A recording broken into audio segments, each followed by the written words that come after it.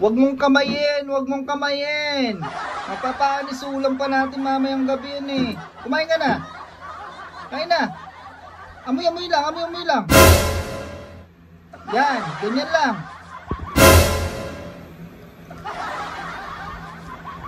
Ganun lang. Masyado mo kinakami, papanis yun eh.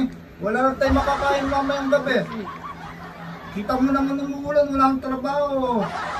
Hindi, kain na. Yan, ganyan lang. Kain na.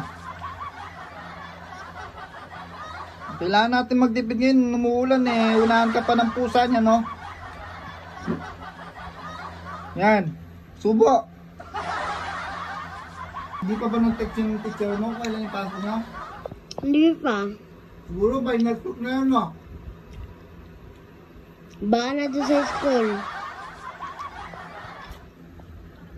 Tipirin mo yung amoy, ha? Yan, tipid lang. Huwag mo masyadong solohin yung amoy. Tsaka huwag mo nga hawakan, baka mapanis. Sarap na. Kahit ganyan lang yung ulam natin, nakaka-proud.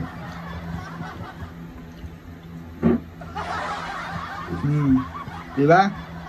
Nalalangkap mo yung linamnam ng tuyo, no? Favorite mo rin ba yan? Ba't ka ginakamay mo? Nakakamay ko lang.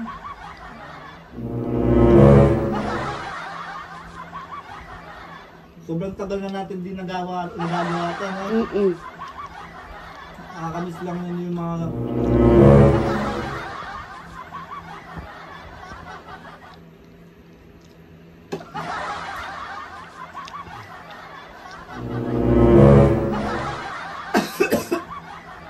Ganyan. Dalang ako yan. Sige.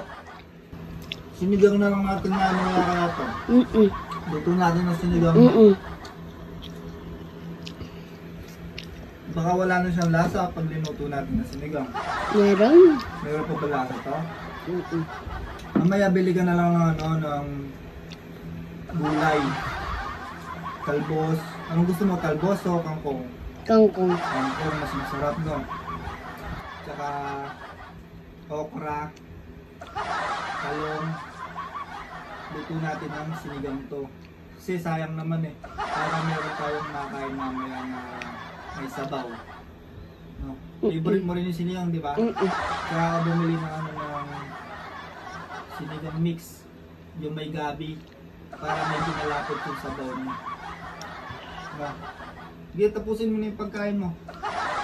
Abang bata ka pa, tinuturuan na kita para pagdating ng araw, tumanda ka, magkapamilya ka, may matutunan ka na, di ba? Kaya, ang daming batang di kumakain dyan sa mga lansangan, sa kanilang bahay, wala silang may ulam. Pero pasalamat na rin tayo kasi meron tayong ulam na ganyan, di ba? Yan, kain ka ng kain, magpakabusog ka. Tiran mo ka, yung amoy, huwag mo masyadong ubusin, ha.